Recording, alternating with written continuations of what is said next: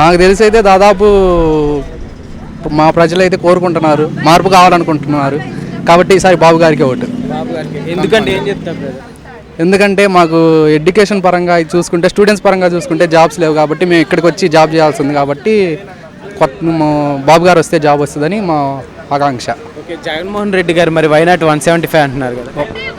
ఇప్పుడు దేశంలో ఎక్కడా సాధ్యం కాదు 175. ఎందుకు వస్తాయండి 175? అయితే 175 దేశంలో ఎక్కడా పాసిబిలిటీ అయితే అవ్వదు. 175కి 175 రావడం అనేది చాలా అసాధ్యం. అది జగన్మోహన్ రెడ్డి గారు కూడా ఇప్పుడు సంక్షేమ పథకాలు కావచ్చు, ఇప్పుడు చిన్నపిల్లల దగ్గర నుంచి నాడు నేడు పథకాలు, సో ఇవన్నీ తీసుకొచ్చారు కదా, ఇళ్ళలేని వాళ్ళకి ఇళ్ళ స్థలాలు. మా పరంగా మేము స్టూడెంట్స్ పరంగా చూస్తాం, మిగిలిన వాళ్ళ పరంగా చూసుకొని ఓటేస్తారు. కాబట్టి మాకు జాబ్ లేదు కాబట్టి అందువల్ల మేము వేరే వాళ్ళకి ఆల్టర్నేటివ్గా వేరే ప్రభుత్వానికి ఎంకరేజ్ చేయాలని మేము అనుకుంటాం. అంతే, ఏం లేదు అక్కడ.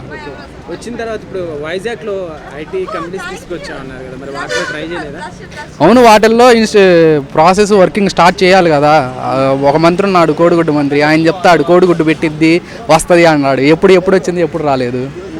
మేము వాటి కోసం వెయిట్ చేస్తున్నాము. మేము వాటిని నమ్ముకొని అక్కడే ఉంటే ఇంట్లో ఏది లేదని, ఉపాధి లేదని తిడతా ఉంటారు. కాబట్టి ఇక్కడికి వచ్చి ఇన్స్టిట్యూట్ల చుట్టూ తిరుగుతున్నాము. పిఠాపురం నుంచి పవన్ కళ్యాణ్ గారు అట్లానే ఆర్జీవి గారు పోటీ చేస్తున్నారు కదా, సో ఇద్దరులో ఎవరు కావచ్చు? పవన్ కళ్యాణ్ గారే గెలుస్తారు ఖచ్చితంగా. ఎందుకంటే వీళ్ళందరూ రాజకీయాల్లోకి వచ్చిన తర్వాత డబ్బులు పెట్టడం కానీ డబ్బులు తీసుకోవడం కానీ చేస్తున్నారు. ఆయన రాజకీయాల్లోకి రాకముందే మన దేశంలో సైన్యానికి దాదాపు కొన్ని 100 కోట్లు ఇచ్చాడు.